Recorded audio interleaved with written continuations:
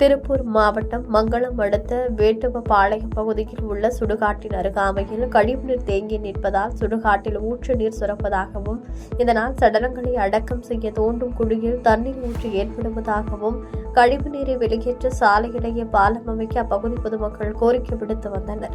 இந்த நிலையில் அந்த பகுதியில் அமைந்துள்ள பரமசிவம் என்பவருக்கு சொந்தமான நூற்பாலை வழித்தடம் பாதிக்கும் என பாலத்தை மாற்றி அமைத்ததாகவும் இது தொடர்பாக வேட்டுவபாளையம் பஞ்சாயத்து தலைவர் மூர்த்தியிடம் பொதுமக்கள் கேட்டபோது அவர்களை திமுக பஞ்சாயத்து தலைவர் மூர்த்தி நூற்பாலையில் பணியாற்றும் வடமாநில தொழிலாளர்களை கொண்டு தமிழர்களை தாக்கியதால் பரபரப்பு ஏற்பட்டது.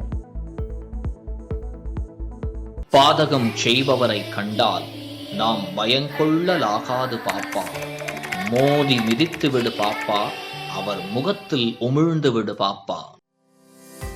அண்மை செய்திகளை உடனுக்குடன் தெரிந்து கொள்ள இணைந்திருங்கள் இயம்நாடு தொலைக்காட்சியுடன்.